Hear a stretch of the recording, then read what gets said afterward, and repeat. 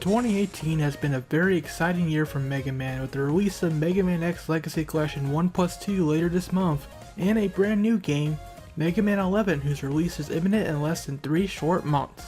Heck, there's even the cartoon Mega Man Fully Charged coming this year that we will be getting to see a trailer of at Comic-Con on July 20th. The Blue Bomber is finally relevant again, and it's been so hype that it may be easy to forget that Mega Man 11 is coming after a painfully long 8-year hiatus for the franchise. During that 8-year drought, there have been a few developers that have stepped up to help fans of the Blue Bomber scratch that itch for a new game. The most notable one being former head of the Mega Man brand, Keiichi Inafune's critically panned My Number 9, that was developed by Inti Creates, who had previously created quite a few Mega Man games themselves. Inti Creates also went on to create the enjoyable Astro Striker Gunvolt and Mighty Gunvolt series to further fill that gap. But during this time period of no Mega Man, there was one other indie developer that was stepping up to deliver something unique for fans of this type of game, and that was Batterystaple Games with 20XX. It's been a long road for 20XX since its early access version was released for Steam in November of 2014, to the completed game's release in August of 2017. Now almost a year since then, 20XX is coming to Nintendo Switch, Xbox One, and PS4. Tomorrow, in fact. We got a review copy in, so today I will be reviewing the Nintendo Switch version of 20XX.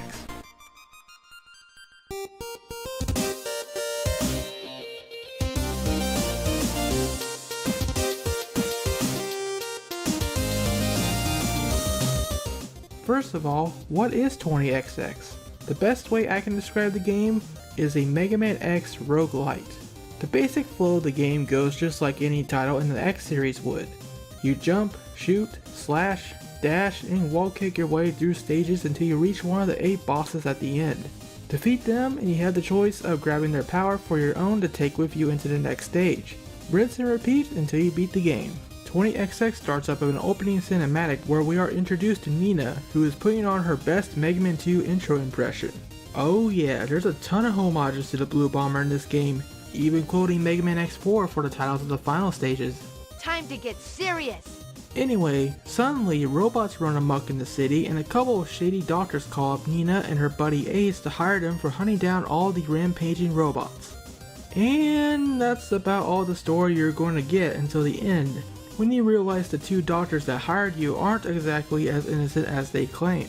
You're going to find the majority of your lore inside the aptly named Data Lore, which has descriptions for every item, foe, and boss. There's some cheeky humor contained in the descriptions of this game, by the way.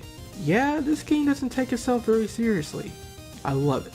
So yeah, the story is very basic stuff, but any excuse to go jumping and shooting is fine by me. As I said before, the 2 main playable characters are Nina and Ace, who is indeed painfully obvious who they take after. Nina is your Mega Woman X, with her trusty N-Buster that fires lemons and a charge shot. Ace is your Zero character, with a 3-combo energy saber of his own. Sadly, no slash dash cancel included, but there is a charge slash. There is a secret character too, known as Hawk. She plays most similarly to Castlevania's Simon Belmont with her siphon. The cool thing about her siphon though, is that it can absorb energy by simply whipping enemies into shape, making her a special weapon battery that can be a broken character to use indeed. On the PC version, Hawk was a paid DLC character, but I am happy to report that she is included in the console versions for free. You do have to unlock her by beating the game once, however. Getting back to game mechanics then, you may have noticed that I said that getting a special weapon is a choice, and that's part of where the big twist on the standard Mega Man formula and the roguelite elements come into play. All the stages are randomly generated based on level segments or chunks as you progress through the game, so the layout of the stage is always different every time you play, keeping things feeling fresh on subsequent playthroughs. However, there are only 4 unique level themes between the 8 bosses: Vacuum Lab, Frost Store, Sky Temple, and Agnes Sword, all with their own unique gimmicks. I would have liked to see a unique level for every boss, yet the environments are varied enough that I never actually got bored playing through them. The randomized layouts help with that. Also, yes, it is a roguelite game, so that means Perma Death. If you die at any point of your run, it's game over and you get sent back to the hub at square one. All of your abilities and power-ups you picked up gone. Oh yes, 20XX can be a deviously hard game, and it will kick your butt the first couple of times, even on co-op mode, until you know what you are doing and item RNG is on your side. Thankfully, there is a reverent difficulty option that is perfect for beginners and gives you 3 lives to beat the game like a typical Mega Man game would. If you think the game is too easy on normal mode though, you have to define difficulty that is much harder. Plus, you can add optional skull modifiers with several interesting effects to further challenge yourself, like Final Destination, no items, Fox only. Hey, speaking of item RNG, another thing that helps keep 20XX interesting is the several kinds of items and power-ups that you can find throughout each stage. There are a few categories of items. The first are augments, or Augs as the game refers to them as. Augs range from simple stat buffs or debuffs to your max health and energy, how much damage you deal with either your main weapon or powers, speed, jump height, and drop rates, to some really interesting items that can change how you play, like a magnet that pulls in items when you charge your attack, repros that are little buddies that can attack enemies for you, shield you, or negate fall damage, which by the way, you don't die for falling in a pit or a bed of spikes in this game, you just take damage. In classic Mega Man X fashion, you can also find cores that look and function like X's armor parts. There are 4 sets of armors, each containing a head, armor, body, and foot part. Abilities vary from armor to armor, like giving you a 4-way air dash, hovering, super armor, aka no knockback, letting you charge another level your main attack, charge attacks vaporizing enemy projectiles, hyper dash, and lowering the energy cost of special weapon usage by 50%. Also, completing a full armor set gives you a special ability. For example, the Owl armor set supercharges your special weapons the same that the arm part in any X game would do. However, it's very rare that you'll be able to make that happen. In fact, I've only ever assembled a full armor set once, and that was with the help of an item that decreases the set requirement to 3 parts. There is a compromise in an AUG that raises your stats if you equip a bunch of cores from different sets though.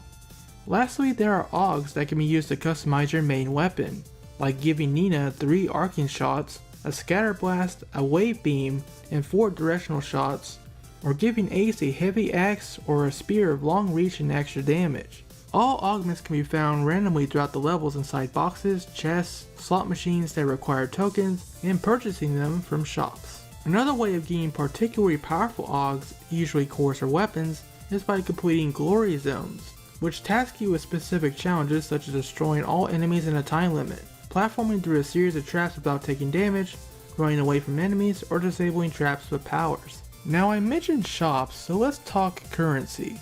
Nuts are your main currency that are only valid during a single run for spending at said shops and vending machines that give you health or energy recovery pickups. Nuts can be picked up from boxes and occasionally dropped from enemies. The other type of currency are known as soul chips. If you ever see a soul foe around, which will stand out to you with its blue aura, you will want to defeat it because those are the only types of enemies that drop soul chips. They are much tougher than your standard foe though, so be careful.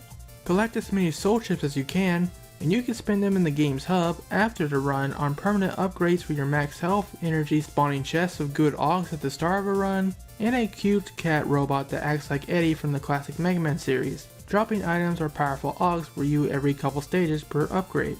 You can also spend soul chips on unlocking items that will appear in every run thereafter, or giving yourself a boost for the next run through. Now you're probably still wondering why I said boss powers can be a choice, so let's discuss that too. Naturally, defeating a boss lets you choose a special weapon corresponding to it.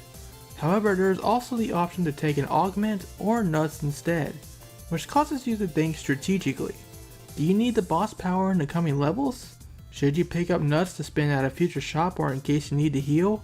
Or would you rather take the stat increase? The special weapons themselves in this game are generally pretty good, ranging from powerful to having useful utility. The 8 main boss weapons include Vera, a machine gun that can be a decent range option for melee characters. Mortar, fires an arcing shot that explodes on contact, good for hitting airborne foes. Boomerang cutter, blade, a wide blade that can shoot through swarms. It goes forward and returns to you. This weapon's at its best when you hit the enemy right where the blade turns around for multi-hits. Shadespur, fires a large crystal in any of the 8 directions whose speed is determined by your movement speed when fired. This was my least favorite weapon of the bunch, but it can at least freeze those pesky disappearing platforms into place when the crystal passes through them. Quince Laser, fires a block that deals a ton of damage, especially when charged up, making the projectile nice for swarm clearance as well. Plus, Quint's laser can destroy vending machines to get you some health or energy without paying the price. Flame Shield. Simply what it says, a circular fire shield that can protect you from projectiles. The go-to weapon when you want to play defensively. Splinter Frost. What can I say? It's shotgun ice from Mega Man X. Can also freeze igniters that spit fireballs. Lastly, the ever useful Force Nova. Not only does the shockwave vaporize enemy projectiles, but it can also disable lasers, the worst kind of traps in the game. Being able to disable the lasers makes the game so much easier, trust me. This is a great weapon to bring us back up into Sky Temples in the final stages, where you will find many lasers. Unlockable character Hawk has a few exclusive powers of her own too, that can be found randomly like Augs. There's Blast Jump, Wildfire that travels across the ground, Seeking Striker, a heat-seeking missile, Proto Rifle, a submachine gun that she always starts with by default, and my personal favorite, the World Igniter, a flamethrower that chews through your energy, but can just as easily chew through bosses' health so fast that you can potentially kill them in mere seconds. I won't spoil all the bosses in 20XX, but I did find them generally fun to fight, except for Death Lotus, which can be a nightmare to reach with a short-range character. Otherwise, each boss has a basic pattern that you'll be able to read after a couple of playthroughs. Part of the fun is finding a way to kill them quickly by exploiting their weaknesses or Augs that you find. Once a stage is complete, you can choose which boss and stage you want to tackle next from a selection of 3 portals. The selection is random too, creating another layer of strategy. I generally base my boss order around the Sky Temples. That gets truly crazy to navigate later on, so I like to either get those out of the way as soon as possible or wait until I get Force Nova to disable the lasers, because as you progress through each level, the general difficulty of the stage and bosses scales up too. Not only does health get higher, but for example, Rollster Beta only has one form on level 1, but on later levels, he splits up into mini versions of himself upon being taken down. Death Lotus can have a regular room on low difficulty, but adds pits of acid in the room later on. This interesting mashup of Mega Man X and roguelites won't work though if the controls aren't tight. Thankfully the controls in 20XX feel perfect. Pressing a button performs the action you want with no delay, no questions asked. Wall kicking and dashing is a smooth and seamless maneuver as well, feeling closer to that of the Mega Man 0 and ZX series. Despite the lovely feel of the controls though, it's on that topic that I must unfortunately deliver my single major gripe with the console ports of 20XX. That is, there is no option to remap the buttons. I've had friends tell me that playing 20XX for extended periods of time can cause their hands to cramp, and it was playing on console that made me realize why. It's because the default control scheme puts the dash on the R shoulder button on the Switch, so you are dashing, jumping, and shooting, all actions that you will be doing quite frequently with one hand. That is indeed a quick way to cramp up your hand. I actually prefer having the dash set to ZL as I find that to be the most comfortable. The thing is though, I can't make that change due to the lack of a control remapping option, which was something that honestly frustrated me a lot when I found out. It's even more bizarre knowing that this very option exists on the original PC version, but nope, nowhere to be found on Switch, Xbox One, or PS4. So what happened? Seriously developers, if you are watching this and get anything out of this video, we need a button remapping option patched in stat. Presentation wise, 20XX features a cartoon-like art style that I know isn't an aesthetic that will please everyone, but it is pleasing and at times quite pretty to my eyes. The main gripe I can see people having with the aesthetics are the character animations, which move almost like puppets. But hey, puppet characters can have their own unique charm too. For my part, I actually applaud 20XX for not trying to be super realistic and going with its own visual identity that fits the game's overall mood quite well, and most importantly, will stand the test of time as technology improves.